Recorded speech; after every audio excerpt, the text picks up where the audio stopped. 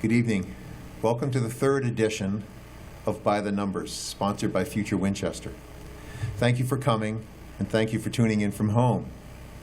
Thanks to Dave Gauthier and his incredible people at WinCam for your kindness and your help in preparing, in presenting By the Numbers. My name's John Miller. I'm a member of Town Meeting and from Precinct 6, a member of the FinCom, and one of the managers of Future Winchester. Future Winchester was formed by Winchester residents, organized in accordance with the advice of counsel from Boston, and funded by Winchester residents. Our mission is to extend the blessings of Winchester that Winchester residents now enjoy far into the future for the benefit of current residents, their children and families, and future residents. Our subscriber and donor lists are private in accordance with law to keep the sometimes vicious noise of social media away. We are an information source and we are nonpartisan. In 2018 and 19, the content of By the Numbers was copyrighted by the Winchester Republican Town Committee. We are grateful for their cooperation in presenting updated financial information in the same format as the first two sessions of By the Numbers. You can subscribe at futurewinchester.com. We will send you tonight's slide decks. These forms are also available from our website. It is my pleasure to introduce our two panelists tonight, Michelle Pryor and Roger Michelson. Michelle Pryor is a returning panelist. Michelle served on FinCom for the budget seasons from 2010 to 2015 and served as chair in 2013 to 14. She is a 17-year resident of the town, a town meeting member since 2011 from Precinct 4, and was recently appointed by the Select Board to the Audit Advisory Committee. Michelle has two children in the public schools and serves on the Board of Directors of Right Lock Farm. Roger Michelson is CEO and a co-owner of B&MC, an IT-managed service company providing technology support and solutions to small businesses, state and local governments, and K-12 schools across New England. Roger has been a Winchester resident for more than 23 years. He served for 9 years on Finance Committee, contributing to the Education Subcommittee and Technology Subcommittee, and was FinCom Chair as well. He has been a town meeting member since 2011. Roger has a Bachelor of Science in Mechanical Engineering from BU, a management certificate from Harvard, and an MBA from Northeastern. Neither Michelle Pryor nor Roger Michelson are affiliated with Future Winchester or with the Winchester Republican or Democratic town committees. Our format is simple. We're going to move quickly, as Michelle knows. Yes. This is an informational session.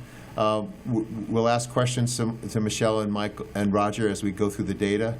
The data you are about to see all comes from the same public sources: town budgets, audited financial information, town filings with the state, and CPI data from the Federal Reserve Bank. The 1985 to 2000 data was collected by the Facts Committee in 2000, which was appointed by the Select Board and the town manager. Alan McDonald led that committee. I was one of Alan's number crunchers.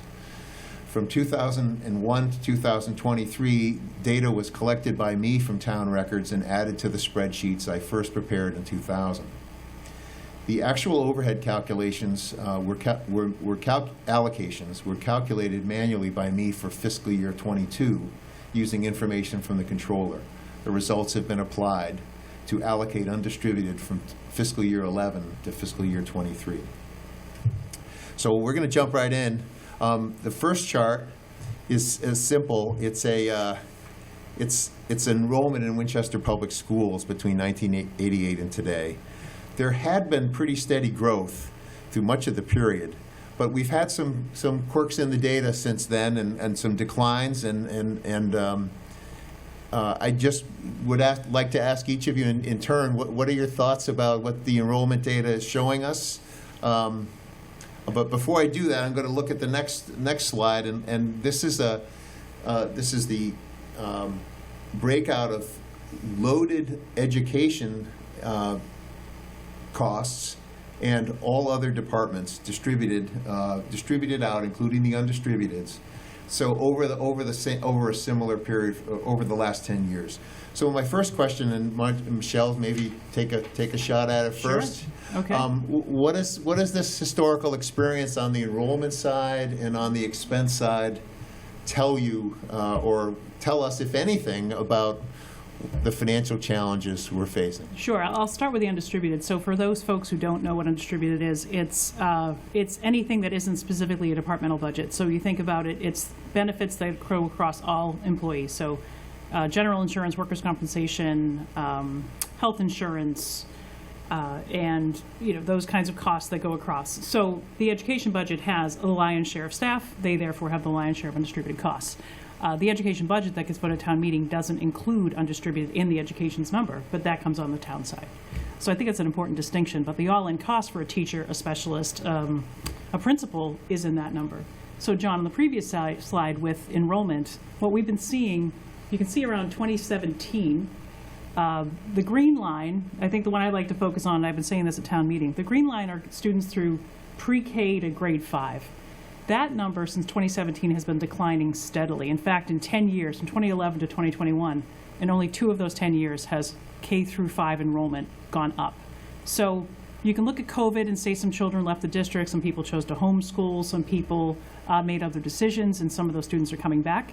But the actual number of students in those lower grades, we don't have graduating classes of 370 coming up in grade 4. We have 330 children. So that trend has been trending down in the lower grades. Yes, we have some new construction. We're going to have some new housing units. I don't know that that deficit is going to be closed. So the trend down isn't just a COVID phenomenon. I think that's what I'd say. Roger? You can add to that. Yeah, so, and I think it's important to understand that enrollment in our schools really drives the budget for education.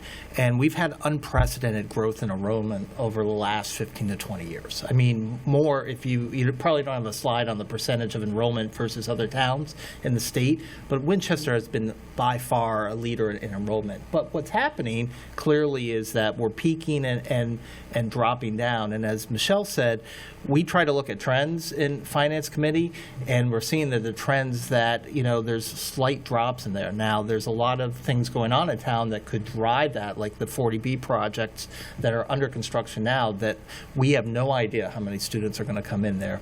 And so the challenge for Winchester over the next couple of years in education is going to be, if we have incoming students that's going to bump this back up, it could be a surprise, and so we have to just be prepared for that.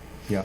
So one of the interesting things that happened just this year is the superintendent. I believe he's now the full-time superintendent. Full-time as of today. And he's very talented, and his finance people they're all very talented. I think I would speak for everyone on FinCom. They're quite impressed.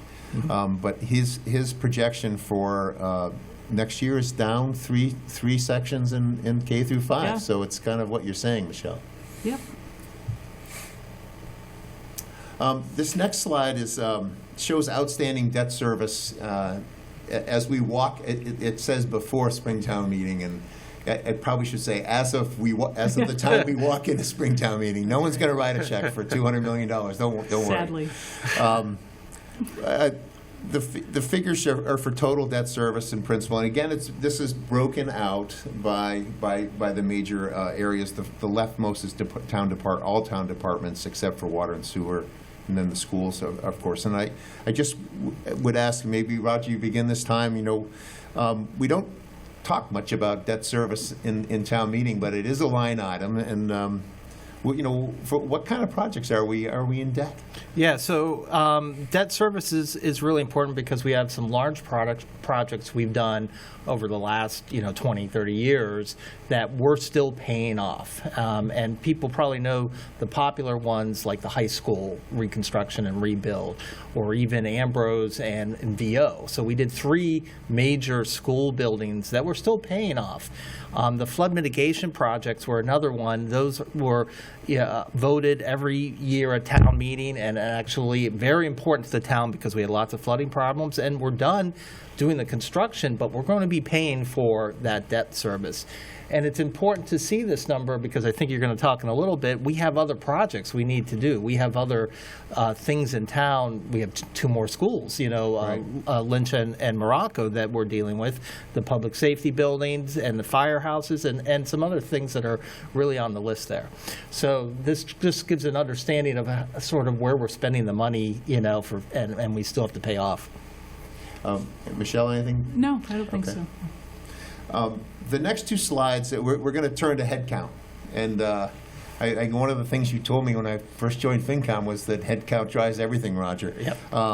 The first of these slides shows total headcount in education and government. There's some back years we don't have good information, but municipal headcount is down from 30, 40 years ago. The water and sewer department was pulled out of DPW and moved to its own enterprise. But over the last 20 years, the headcount in the rest of the town has been pretty flat. It had not moved a lot. The next slide breaks that out by, it breaks out the education headcount by function. So at the front, you see central office, then athletics and technology, and then the 5 elementary schools, Lynch, the high school, and special ed. Michelle, what are your thoughts about long-term trends and what Yep. we're seeing here on So headcounts? this slide is, if you can see it at home, but even in real life, there's just, a lot of rising stacks. So central office costs have been increasing pretty dramatically, even before we had an operating override. And as we were peaking with enrollment, we added central office. So not talking special education. Special education is the red line at the back. But, assistant principals, curriculum coordinators, district-wide, dean of students, we grew central office overhead by 15% since 2011, while our enrollment's been going down about 5%. So there were some necessary adjustments, I think, for the size of our elementary schools for needs for assistant principals, but we've been growing that and I think continue to have asks every year for additional district-wide positions. And the next big line you see is the red line around special education. We'll talk about that in a minute. But those are costs not just of teachers, but specialists, occupational therapists, physical therapists. So we're seeing, a population of children with more complex needs, and we're seeing staffing for sometimes one-on-one aides or one-on-two kinds of staffing needs. And then the rest of your high school staff is pretty flat. Middle school staff grew it slightly, and we should be seeing elementary school staff actually going down. We're down 3 elementary sections since 2 years ago, 4 next year, but maybe we did some catch up on central office, maybe we're right-sized, but we're seeing enrollment trends that you would think would portend a reduction in headcount over the next couple of years. Roger, anything to? Well, thoughts? as enrollment increases, there's the obvious needs for additional teachers, and additional sections that are rolled out. And Winchester works really hard to try to keep especially in the elementary schools, Good their point. count per classroom to 20, 21, 22 students per classroom. But what you're seeing is there's been a movement, especially in special education, to not just pull out kids, into learning centers, but to really drive additional special ed teachers into the classroom so that you have, because you want the kids that are under IEPs, that are dealing with learning disabilities or learning challenges or mental challenges or social emotional challenges to be, in the same classroom. And so part of that trend has been increasing the special education specialists, if you will, Right. that are working side by side with teachers in a co-teaching model, as well as additional principals and co-principals to really handle the increase in students. Because when we had 3,000 students and now we have, close to 5,000, it was, a lot more challenge around that. Okay, let's keep moving. This chart is a stacked chart. It just kind of shows the flip side. The next 4 slides show the education spending kind of together. This is a stacked slide that shows all the components of the system. They grow at a little bit different rates, but you can see here, Michelle, that you can see at the bottom is I think the elementary schools are on the bottom, Ambrose, and then Lincoln, and then Lynch, then Morocco, and VO. Central office is the brown, the light brown. You can see how that's Michelle's point. The central office grew quite a bit over this period. But you see growth in all the pieces, and you see that. This chart just shows the number. This is the breakout of non-SPED from SPED students. This is a breakout of education direct spending on SPED versus non-SPED. And this next slide I think is maybe the more informative one is what percentage of education spending is on special education. And we were hovering between 25 and 30, and we move up and down a little bit. Any thoughts on what we're seeing in these slides, Michelle? I think Roger and I can both talk to this one. What you see in the previous slide is that the population of students runs 14 to 17% of the population in the school system at any given year. That kind of holds pretty consistent. But how you allocate those funds or what the needs are, so each IEP is individualized. Whether we're doing staff and supports or additional therapy, speech and occupational therapy, those are the kinds of transportation services. So the spending has gone up, but as needs for children have gone up, as the model to try to educate and build programs in our schools versus going out of district has changed. So it is a pretty significant, 30% is a pretty significant number. That wasn't the case, I think, when I joined FinCom, but it has been trending that way. And there was a movement under 2 superintendents ago to develop more specialized programs in district versus going out of district. That comes with it, overhead and benefits and health insurance and all these other things that, you can't say that the out-of-district tuition for one child is the right answer for all children, but we've made some decisions to invest here in what we see as the least restrictive setting, and it comes with some costs of not just the teacher, but all of the support around it. And I'll throw that over to Roger. Yeah, and I think it's important to understand people that when you have a child on an IEP, you're mandated, the town of Winchester is mandated to meet their needs, as Michelle said, in the least restrictive setting. But and some of these children are complex, and we've worked really hard as a town to build out services across all the elementary schools and McCall and the high school as well. But we also have children that are going out of district. And in the IEPs, we have to supply not just the education, but the transportation.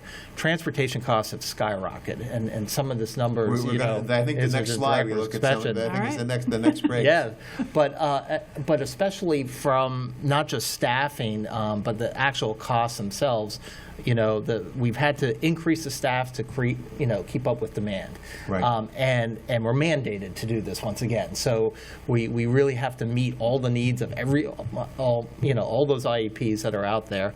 But the tuition, out of district tuitions have gone up as well. Yeah. So when you look at expenses, you're seeing all that play in these numbers. Let's just go back to. I know that this slide a little bit. We were talking about education headcount. The number of special ed employees has gone up significantly, and you would think that a management team would be necessary. I mean, does that explain the increase in central office, Michelle? There is some of that. The special ed director, as of I think last week, we're going to be looking for a new special education director, but we did add some additional layers of special education where there are specific programs in the schools. They have their own curriculum type oversight. So yes, we have a language-based learning disabilities program. So think about children that might be dyslexic. We have a program in the VO. We have a program at McCall. So you have specific curriculum and delivery methods for that, as opposed to children with reading or just general learning disabilities or social emotional kinds of needs. So yes, there's the delivery of the content. There's the oversight of how we're delivering the content and being compliant. Yeah, well, what's going in and what are the outcomes? So you'd think there'd be some management. There'd be some additional management. There is required. that need. Absolutely. Yep. Okay.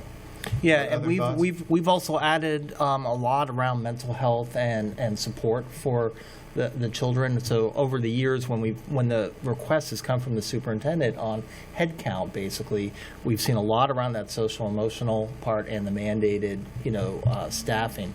But I think I think what you're seeing in this headcount is really that combination of driving the co-teaching model and trying to incorporate, the children that have learning disabilities and social emotional needs in the regular classroom, along with specialists. The cost for out-of-district, placement for tuition can be very expensive. Yeah, let's go to depending on the that. needs. We are almost there. So that's this slide, and this is, again, this is from town data from 2008 to the FY2023, and so I think most people who aren't familiar with the special education program don't understand. They don't have a good understanding of what's in these various components, and they are permanent staff, professional services, transportation, tuition, and something called pupil services. Michelle, you want to take a stab at what's going on in these Pupil big accounts? services. And you have nurses and counselors. Those are specialists, counselors, and nurses. It's everybody you have building aides, you have classroom aides, you have one-on-one teaching assistants assigned to specific children or cohorts of children or classrooms. So you have an entire sort of infrastructure of staff within a building that might be working for the building, might be working for a program, might be working just for one or two students. And the tuition number, that green line on this chart, out-of-district tuition rivals college tuition, can make some college tuition look downright affordable, depending on the complexity of the need. And Roger has said it, that if the town, through federal, IDEA, Individuals with Disabilities Education Act, is mandated to provide the services, the IEP is a legal document, and it's binding. And in some instances, out-of-district tuition is the right choice for the child, might be the less expensive choice for the town, but the town generally isn't looking to cheap out on finding, the program they can send all kids to, because it's not all children have the same needs. Right. I'll give you an example of total pupil services. So if you have a child that is hearing impaired or sight impaired, partially blind, we don't Technology. And technology. We actually subcontract out a lot of those services because we don't need a full-time teacher. We don't have thousands of blind kids, and also they can stay in the school system if we bring in those contractors. So in some cases, we'll subcontract out. But and that's kind of in that total pupil services.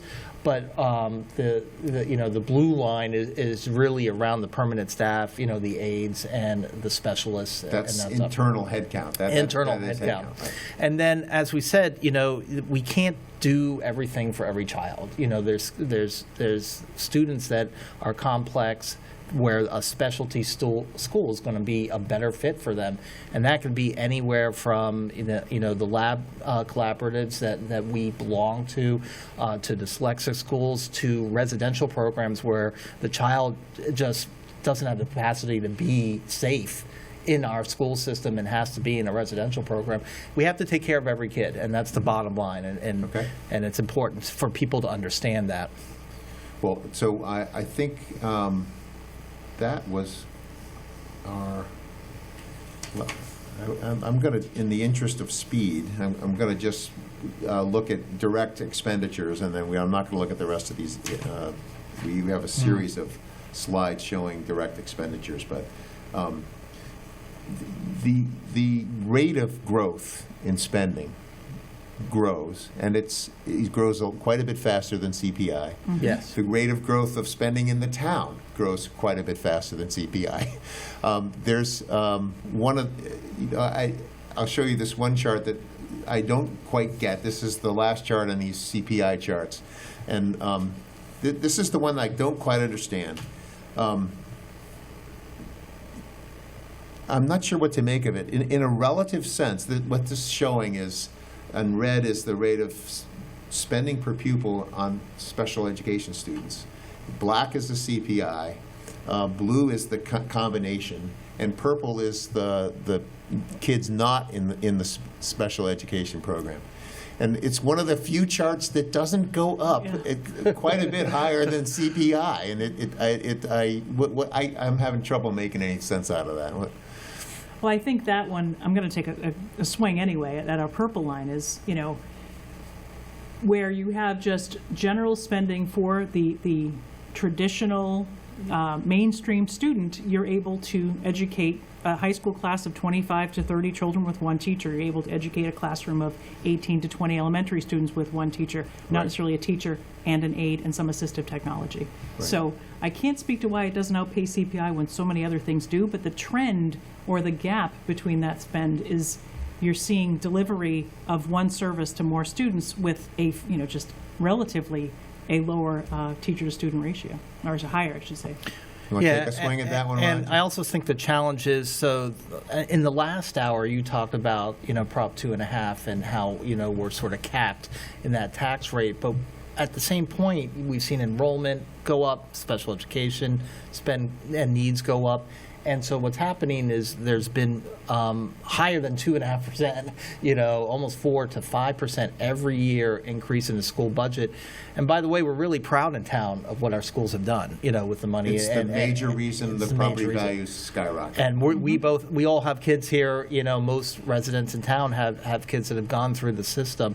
So, it's an important spend, but it's kind of, you can see that it's not keeping track with CPI. It's unsustainable. So at some point, as a town, we have to look at this and say, our needs have outpaced where the index is, and we're going to have to make changes in either an override or some serious addition over the tax rate. So I'm going to switch to another topic. Thank you. Those are, it's a tough issue. Like, it's one of the most important spends that we have, Right. and it's not easy.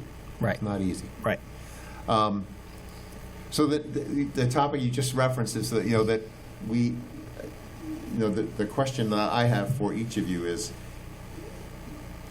are our expense desires, are they chronically greater than our revenue desires? It's a kind of a pleasant way to put it, but this chart shows the average single-family tax bill, and it looks like the property values tax chart. I mean, there was a period up until probably 2002 where our tax bills were going up kind of at the rate of inflation. There was a bump. I don't know whether that was a reevaluation or what, it was an override or something, but we drove away from the CPI curve in 2002, and then we kind of had one slope, and then all of a sudden in 2017 that slope really kind of whoops, we went up again. And I'm just wondering what your thought. Do you have any thoughts on Well, what are the implications of that? Well, I can tell you one thing you learn in Finance Committee really quick is that every department has a lot of needs that we can't possibly meet all of the requirements. You look at everything from the Capital Committee that, where we're trying to replace bridges and roads and buildings and things like that. Education has needs, DPW has needs. And I think as a town, we've really tried to grow and make the town better over the years, right? And we've done several overrides, and as well as the taxes going up to, are they meeting the needs of the town? And that's really the big question, when we sit on Finance Committee. Yeah, and I think this one, and there's some later ones too, but I think, that red slope, I mean, I moved to town in 2005, so it was starting, and then, yes, 2017, 18, you see, when I moved to town, my house was in the Lincoln School District. Ambrose had just opened. So from 2005 on, we had just renovated Lincoln. There was Ambrose came online, a Vincent Owen, and a high school. So that red line isn't just increasing property values and reassessment every year. It's a series of debt exclusion overrides and the lion's share of all those flood mitigation programs that we went into debt service. So it wasn't just the 2% growth on top of your ever increasing property value. It was debt exclusion after debt exclusion after debt exclusion to do, three schools and a McCall addition and 6-8 flood mitigation programs probably since 2007, 2008. So All very important to the all town, by very the way. important. Yeah. Yeah. What's the implication of this curve for someone on a fixed income or retired or I always, I've lived here a long time. I'm not ready to give up the ghost yet, but these are serious tax bills. Yeah, I think, we can go back to spending. I think we, in that same 2017, 2018 when Roger and I were on FinCom together, when I was chair in the early 2013-14 timeframe, up until 2018, we were using $1 million of free cash. So that, and generally that use of free cash for the operating budget is what people don't spend at the end of the year is just reverted back, and you'd spend about $1 billion to balance it. But it was kind of like $800,000 comes back, $1.1 million goes out, almost a wash, not perfectly a wash. In 2018 and continuing to today, and even with the override, we started to really outpace our spending. So we weren't able to balance the budget at $1.1 million anymore. It was $1.4 million, it was $1.8 million, it was $2 million. We were digging holes in the operating budget. That is not the overrides, Right. That's not the culverts, that's not the schools. We were, I think, giving raises to some of our public sector unions that were well above 2.5% or 3%. We were, dealing with enrollment growth, but I think we put some structural challenges and tied our hands to some contracts that were, 2 to 5 times the rate of what we could actually raise as revenue. What that means for someone with fixed income, I don't think it's I don't have a happy ending to that story, but I think as a town, we need to really be thoughtful about growing, slowing the rate of growth. And yes, there's lots of needs, as Roger mentioned. I think we need to be making some decisions about needs and wants. I think we had a lid on growing expenses in a slower pace, maybe, and a more progressive pattern. If we don't get a handle on that, I think we're going to be facing operating overrides every 3-4 years, which for some folks is absolutely, that's an acceptable way to go, and I'm not suggesting it isn't, but you don't always have to pay with an override. You can look to slow the pace of growth or really look at right sizing. Let's see if FTEs and headcounts come down in our schools as we're seeing students not enrolling in our district.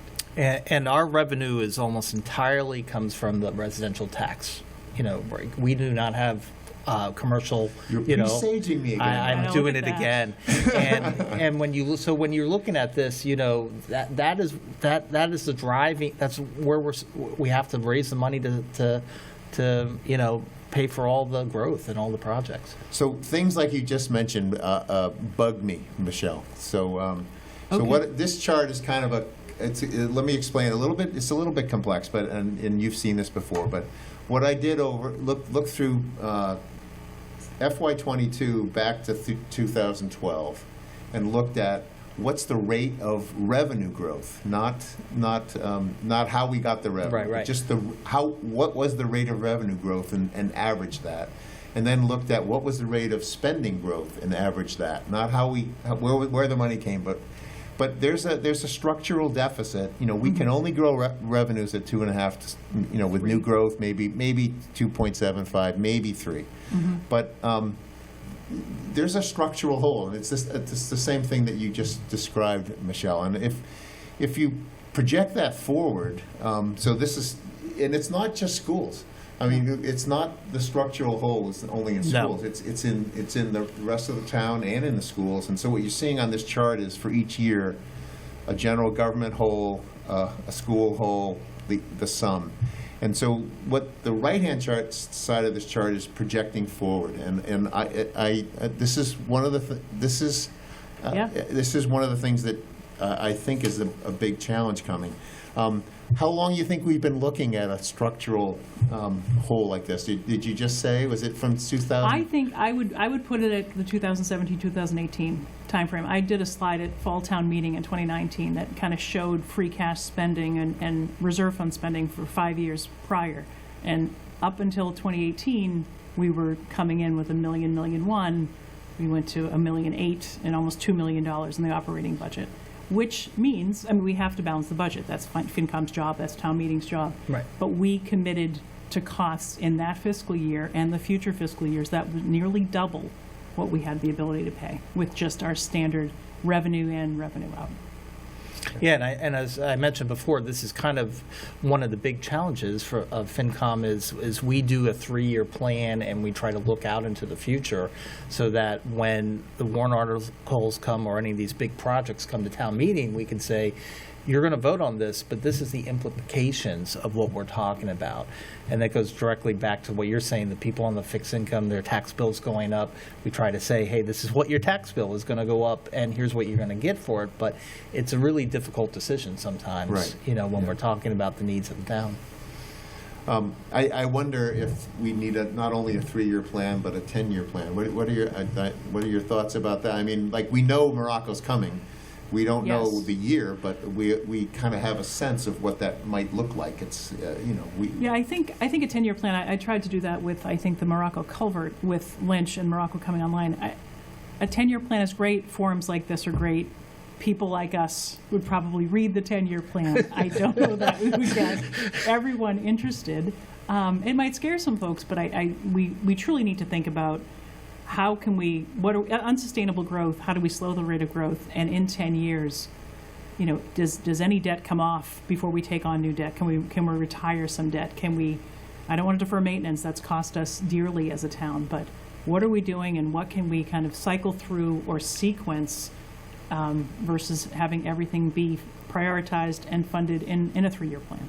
Can it be funded over an 8-year or 10-year plan? Yeah, and one thing I always was concerned about is I didn't want to make decisions and have FinCom make decisions that is going to have a burden for our kids and our grandkids, who'll be running the town in 20, 30 years, basically. So I think it's important that we understand, this is the implications of the unintended consequence of doing. We have to do new schools. We have to find the money for projects. We have all these capital needs, and we have to find a way that we can afford it. So one of the questions that I think all of us agree is the property mix, the mix of property classes in the town. This chart is kind of it's a funny chart. It's on the right-hand side, there's the blue line shows that right now there's $9 billion of property value in the town. That's what's on the rolls.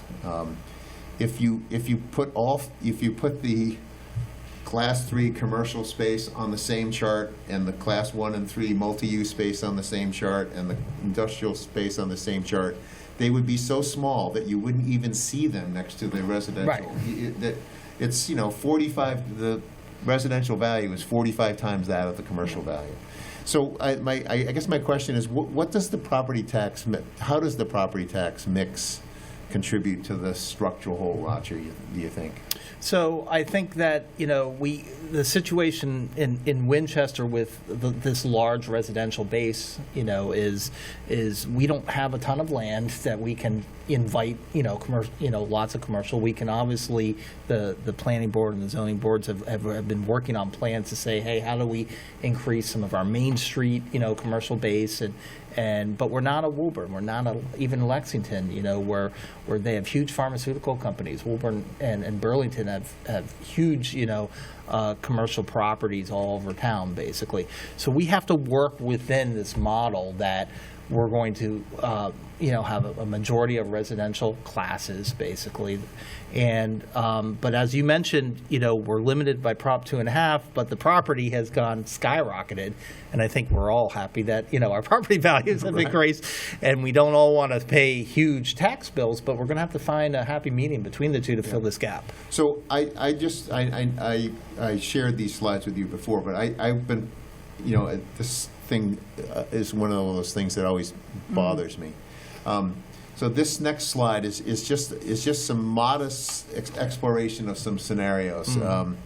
So in the blue columns, in the dark blue columns, are the existing mix. So you see at the far left is the Class 1 residential value. It's 90 plus percent, 98% of the total value.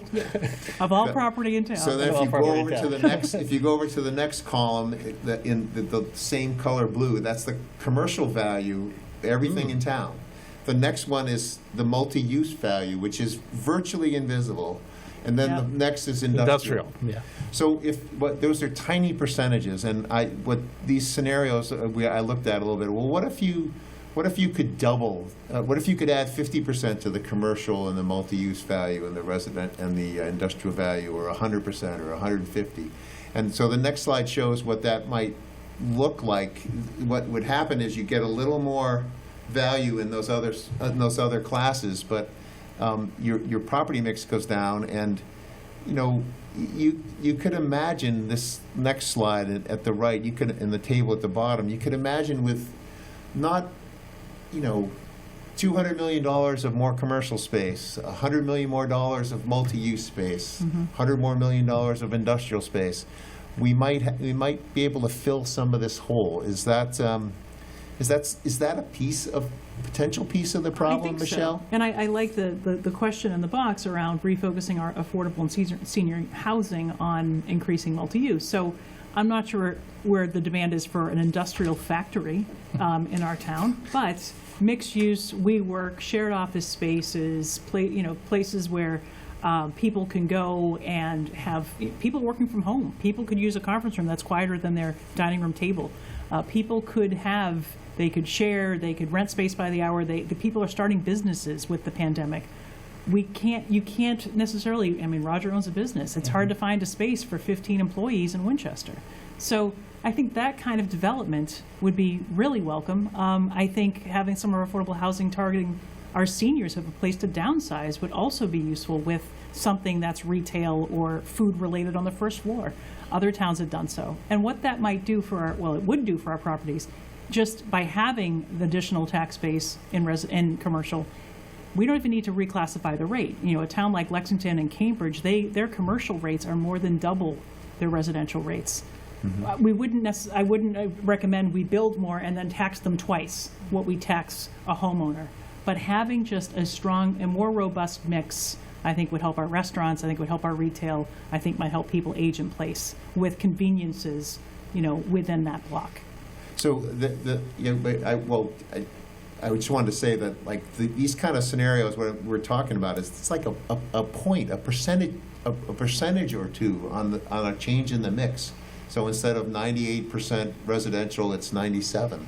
Instead, we're not talking about big changes. It's an opportunity. Right. There's small changes, as I said. We don't have tons of land in town that we can offer, hundreds of businesses or skyscrapers to move in. We don't have that. So we have to make incremental changes to allow us, as we said, to allow some of these businesses or more businesses to come in and just increase it a little bit. And, these little changes will probably help with the revenue.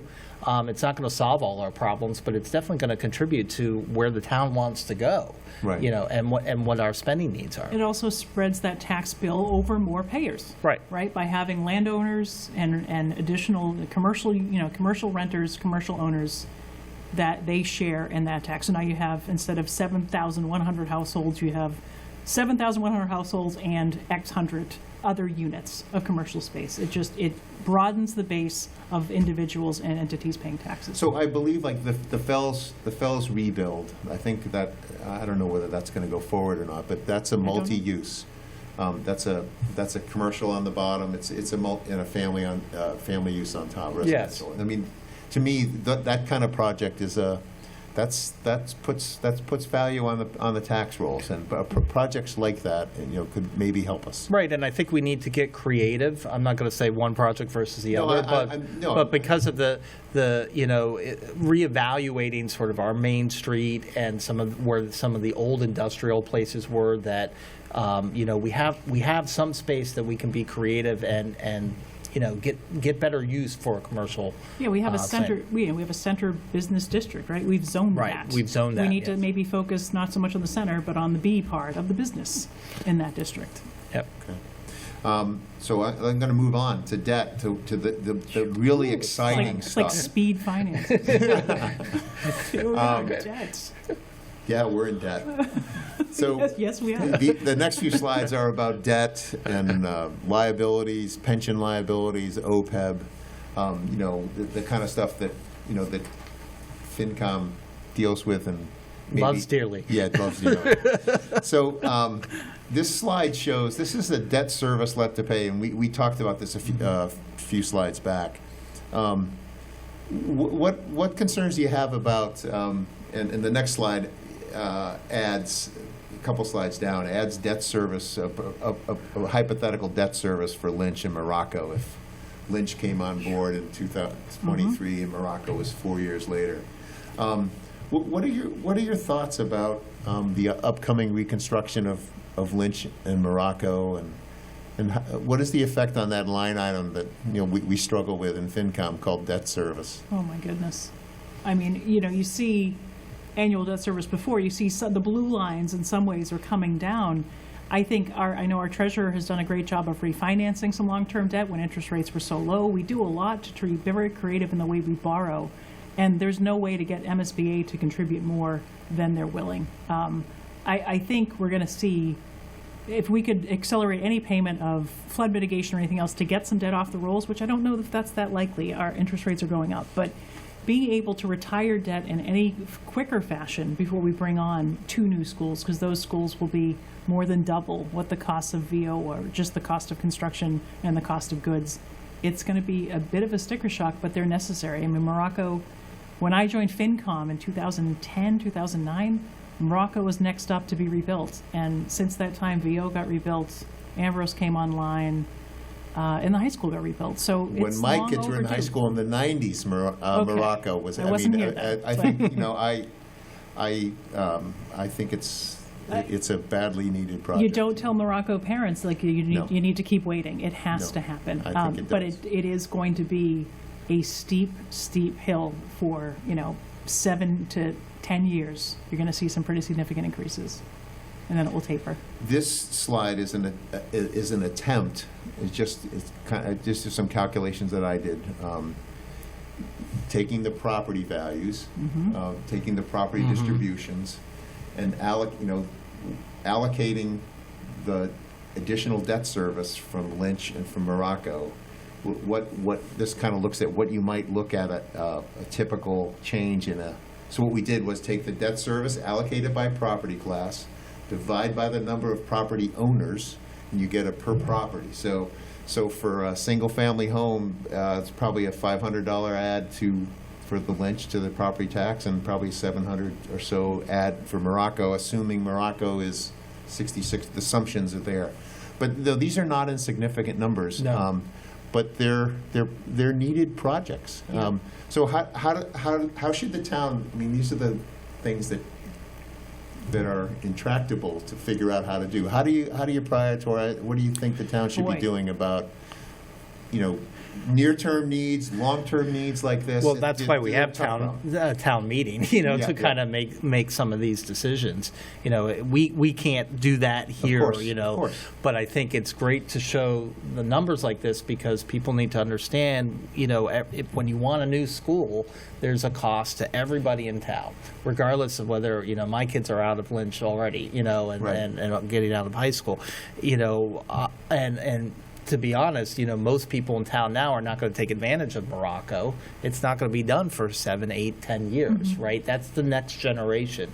So they have to realize, yes, we're building the foundation for the next generation, and it's going to cost money for a long time to do that. And there's other projects, too. These are just the 2 big ones, right? We have Right. the central office that we want to find a solution for, and we have public safety and others that we want to. And one thing I think we heard in the last 2 years of FinCom, so fall town meeting, spring town meeting, the Finance Committee's position with the former chair and the current chair is let's be really thoughtful about what we're going into debt. Let's be really thoughtful about continuing to accelerate that structural operating deficit. Let's hold on to some of our free cash. Let's hold on to our reserves so that we're not passing the operating override, because that operating override on the tax bill is permanent. Debt exclusions are time limited. But if So- we can slow the pace at which Yeah, we increase everyone's baseline tax bill, So to make your point, I just brought this slide back up. So that's your point. The debt exclusion override it goes away. it does go away. Yes. So how do we kind of can we get back to growing our operating budget within, 2 to 5%, not, 5 and 10% rate? Can we get back to balancing the budget with our free cash and not having to have operating overrides or plan for them every 3 to 4 years? That might help to ease that burden on these necessary debt exclusions that are right around the corner. So let's get back to make sure the viewers understand. When we're talking about free cash, you're talking about what? Our savings. So each it's the year, money what in happens reserves. at the Money end of we each have in year? reserve. Yes, so we have money that we try to keep 5 to 10% of our budget in reserves, so that's our overall $100 and something million budget. It helps with our borrowing. It helps us to weather a storm. You have a major weather event. You have an unexpected expense. You have savings that you can tap into. And we use free cash, which is our savings. We balance the budget in May for a fiscal year that begins in July. And so all the money that is unspent and on June 30th, so staff that retired, positions that didn't get filled, paper towels we didn't buy for the offices, all the money that's unspent gets refunded back, Reverted back to our town. So we usually get, $800,000 of unspent money. And that's called free cash. It's reversions to free cash. So it gets reverted back.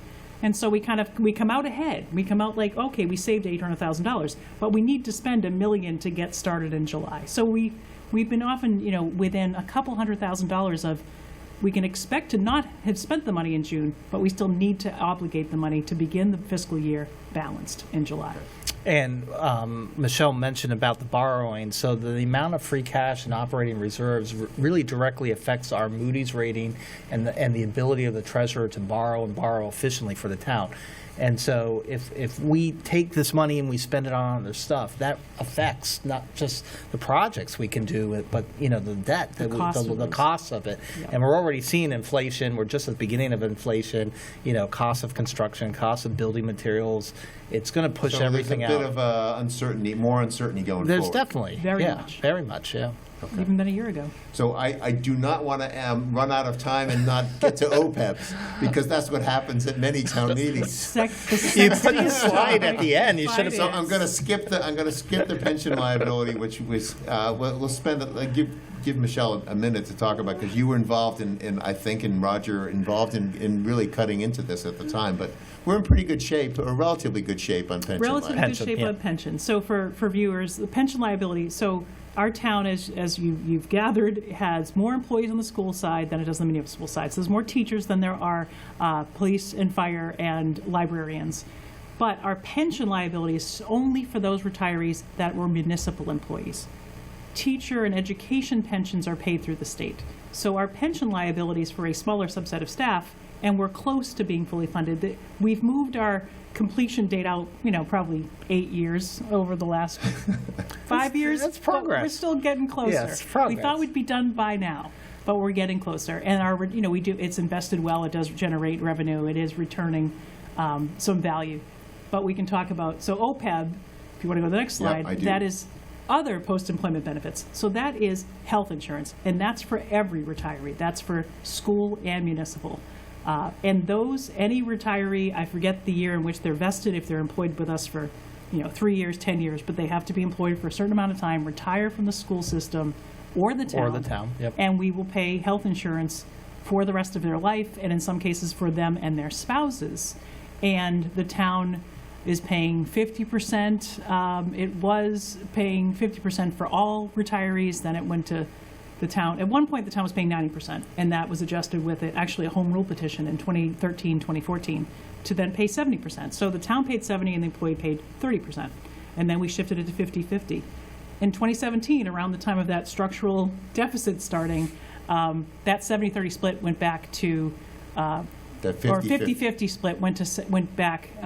So then the town was having the employee pay 50% and the town paid 50%, went back to actually the town being at 70%. So that's those splits. The town can control how much we contribute toward health insurance for people that are no longer working for the town. But that was kind of out of the gate a $3 to $4 million shift. And Right. again, that's driven by headcount. This last slide shows where that OPEB liability Yep. falls. Well, but it's headcount. And it's also driven by the cost of health care. So this is health care that we're going to have to pay for years and years and years. We all know health care has been increasing. It hasn't been decreasing. So the actuaries that are much smarter than us, have been helping us to determine here's where your liability is based on how many people we're hiring and that we're going to have to pay the health insurance, when they retire versus that cost of health insurance down the road. Right. So another complicated, uncertain topic. Yeah, especially as we hire staff, whether that's special education staff, teachers, police and fire, as we hire and we expect them to retire from Winchester, we know that we're incurring that liability for the rest of their life. So that's the predictable part, is for every position we know. The unpredictable part is that cost of health insurance, as Roger's describing. There are some levers the town could use. They could adjust that mix. They could put more of the burden on the retiree to pay for their health insurance. We had that at one point. We reverted that back. It could be negotiated, I suppose, but that's another ever increasing cost. Health insurance we're not going to see that curve bend back down. So the other thing anytime. is that historically, Winchester has really had the finance committee determine at the end of the budget what we're going to contribute to this. There's a lot of other towns that they've been dealing with this problem by really requiring or putting it into the budget every year. For example, any savings left over from Medicare expenses or insurance that hasn't been So paid out you or could something revert else. some of the You reversions you could could go take there. reversions and put it in OPEB. There are towns that are in much better shape with OPEB than us. Yes. Okay, and and the way they've done that is they've paid attention to it and said, we have a liability, we're going to specifically set money aside. That's not what we've done in Winchester. Historically, it's just landed on FinCom to say we'll put in $350,000 a year just because we have that in the budget, and It's a and tough, have it at I the think it's a end. tough spot for FinCom to do more than that without. And Yeah, we used to do nothing. We used to Probably do nothing, yeah. 2012 is when we first started to do Okay. anything. Because it's a long-term issue, but once again, what I said before, we don't want to have problems for our kids and grandkids down the road that they're going to have to deal with, like a $100 million liability, in 30 Right. years. We want to So do something. We're nearing the end. We're getting there. So I wanted to ask if you have some. We have a couple minutes probably left. Do you have any other ideas or thoughts or? Well, we could talk for suggestions? another 4 hours. It's Get so us the true. two of us together. Any other? I would just like to see us, the operating override is spent. I think people, if they've been paying attention, they know that. The $8 million of operating and $2 million capital was spent as of this fiscal year. We do have a structural deficit. At the time when we spent it, I'd like to see us get back to negotiating contracts that are closer to 2.5% and 3%, looking at the rate of growth year over year. We might still outpace our growth, but I'd like us to outpace our rate of revenue growth by lesser. I'd like to see that deficit just get back to a slightly more manageable number. I think it helps people be able to afford to stay here. We're very focused on affordable housing, as we should be, but it's affordable. Affordable housing is also your tax bill, and it's also your ability to stay here and make that payment. And when it's $1,000 a month for a $12,000 tax bill, that's going to price us out for our current residents, let alone make staying here for new residents even more challenging. And I would say that, one of the things I think we've been trying to say during this session is that, there's a lot of needs in town. There's a lot of things we want to do in the growth of town, but there's unintended consequences for a lot of that. Everybody has their own special project or special belief of what they want to do. From a finance standpoint, we want people to understand, look, it's tough to just increase taxes to deal with all these special projects. There's other ways that we can deal with it.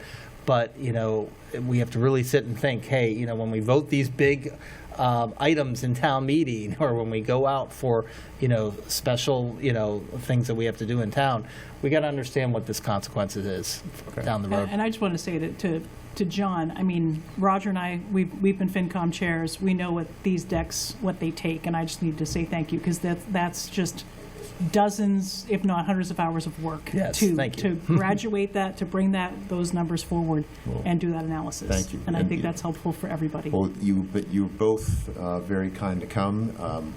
I wanted to thank you again. Thank you, Happy to Michelle. be Thank here. you, Roger. Yeah. And thanks to Dave Gautier and the staff at WinCam for making this event available to all Winchester residents. We'll be back in 2023 with updates and improvements. Please subscribe to www.futurewinchester.com. We'll send you the slide decks from tonight. You can access these financial forms from our website as well. Links will be posted there to YouTube. Thanks to Future Winchester and my fellow managers for sponsoring this event. Again, you've been very kind and we appreciate it. Thank you, Roger. Thank you, Michelle. Thanks, John. Thanks, for John. having us. Thank you.